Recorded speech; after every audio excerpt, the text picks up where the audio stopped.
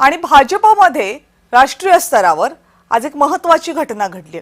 गेल्या अनेक दिवसांपासून चर्चा होत्या की भाजपमध्ये अध्यक्ष कोण होणार।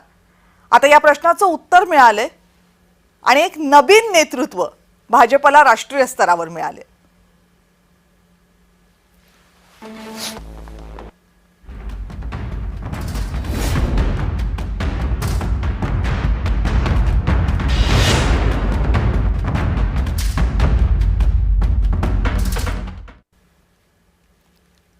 राजकारण जितकं रोचक असतं तितकंच ते अकल्पित सुद्धा असतं। मोदी शहांच्या जोडगोळीला धक्कातंत्राचा वापर करायला बहुधा आवडतं असं अनेक तज्ञ सांगतातही। त्यांच्या त्याच ख्यातीला त्याच ओळखीला एक साजेसा ठरेल असा निर्णय रविवारी भाजपकडून जाहीर करण्यात आला। बिहारचे सार्वजनिक बांधकाम मंत्री नितीन नबीन यांना भाजपच्या कार्यकारी अध्यक्षपदी आता नेमण्यात आले।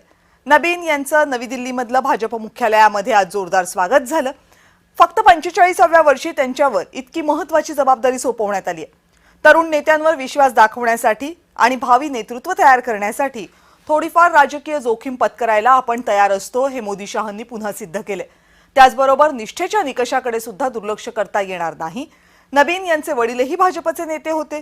स्वतः नितीन नबीन हे अगदी तरुण असल्यापासून अखिल भारतीय विद्यार्थी परिषदेमध्ये आणि नंतर भाजपमध्ये होते। संघ परिवार, अभाविप, भाजप, हिंदुत्ववादी विचारसरणी या सगळ्याशी ते एकनिष्ठ राहिलेत।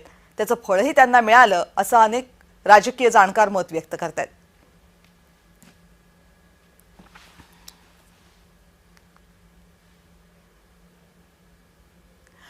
नवीन यांच्या राजकीय कारकिर्दीवर एक नजर टाकूया। नितीन नबीन कोण आहे? बिहारच्या नितीश कुमार यांच्या मंत्रिमंडळामध्ये ते नुकतेच मंत्री झाले होते। बिहारच्या निवडणुका झाल्यानंतर जे मंत्रिमंडळ तयार झालं, भाजपचे ज्येष्ठ नेते नवीन किशोर सिन्हा यांचे ते सुपुत्र आहेत।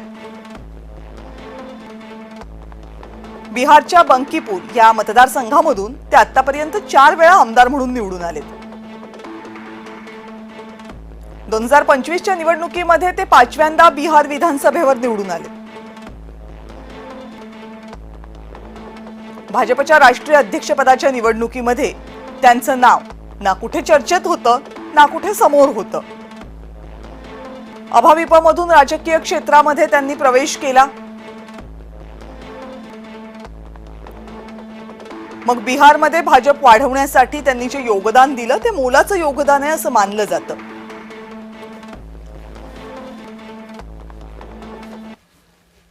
पण भाजपने ही निवड केली का? नितीन नबीन यांचीच निवड का केली? याची काही कारण आहेत, त्यावर एक नजर टाकूयात। सुशील कुमार मोदी यांच्या निधनानंतर बिहारमध्ये भाजपकडे एखादा वजनदार नेता नाहीये।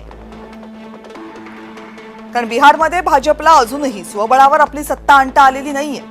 नितीश कुमार हे निवृत्त झाल्यावर जर भाजपला आपला मुख्यमंत्री बनवायचा असेल आणि जर ती संधी आली तर ते नेतृत्व तयार करण्याची गरज आतापासून असेल। आता महाराष्ट्र, उत्तर प्रदेश, हरियाणा, दिल्ली, उत्तराखंड, राजस्थान या सगळ्या राज्यांमध्ये भाजपने तरुण नेत्यांना संधी देण्याचा फॉर्म्युला वापरून बघितला आणि तो भाजपला फायद्याचा ठरला। देवेंद्र फडणवीस यांना महाराष्ट्रात 2014 साली जेव्हा मुख्यमंत्री पदाची पहिली संधी दिली गेली तेव्हा देवेंद्र फडणवीस यांचं वय होतं अवघं 44 वर्ष। मग उत्तर प्रदेशमध्ये योगी आदित्यनाथ यांना संधी दिली गेली, त्यावेळेस आदित्यनाथ यांचं वय होतं फक्त 45 वर्ष। उत्तर प्रदेश सारख्या राज्यासाठी मुख्यमंत्री होताना वयाची ही मर्यादा ही खूपच कमी मानली जाते। तरुण नेत्यांना संधी देऊन त्यांच्यामधलं नेतृत्व गुण विकसित करणं यावर मोदी शहांचा कायमच भर राहिलाय। त्यामुळे त्यांच्या या निवडींमागे, या तरुण निवडींमागे हा दूरगामी विचार असल्याचं मान्य केलं जातं। मोदी शहांनंतरची दुसरी फळी तयार करणं हे आता अत्यंत महत्त्वाचं आहे। कुणालाही अपेक्षित नसलेलं नाव पुन्हा एकदा जाहीर करून मोदी शहांनी धक्कातंत्राचा आपला फॉर्म्युला कायम ठेवलाय।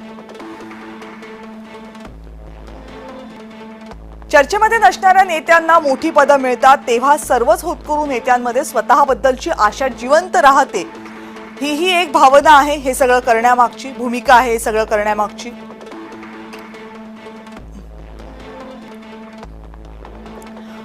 आणि नितीन नबीन यांच्या नियुक्तीवर मुख्यमंत्री देवेंद्र फडणवीस यांनी आनंद व्यक्त केलाय. नबीन आणि मी बराच काळ एकत्र काम केलंय. अभाविपमध्ये असताना त्यांच्याकडे महाराष्ट्राची सुद्धा जबाबदारी होती. आपण सुद्धा बिहारसाठी काम केलं, तेव्हा त्यांचा आणि माझा संपर्क आला होता, अशी माहिती आज फडणवीसांनी पत्रकारांना दिली.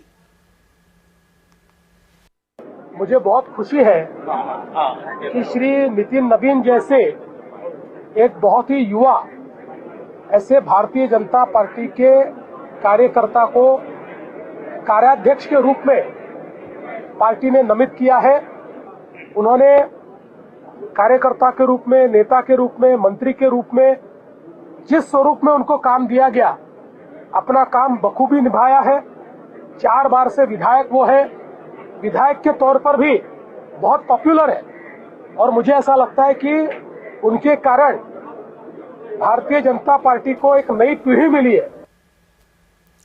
आणि पत्रकार प्रवीण पुरो यांनी नबीन यांच्या नियुक्तीचं नेमकं काय विश्लेषण केलंय बघूयात. पक्षाच्या सिक्कीम आणि छत्तीसगड राज्याचे प्रभारी म्हणून त्यांनी उत्तम काम केलं. पक्षाला अधिकाधिक उभारी देण्याचा त्यांनी प्रयत्न केला आणि बिहारमध्ये पक्षाला पाळेमुळे वाढवण्यासाठी जर प्रयत्न ज्यांनी केला त्याच्यामध्ये पहिलं नाव हे नितीन नबीन यांचं घेतलं जातं.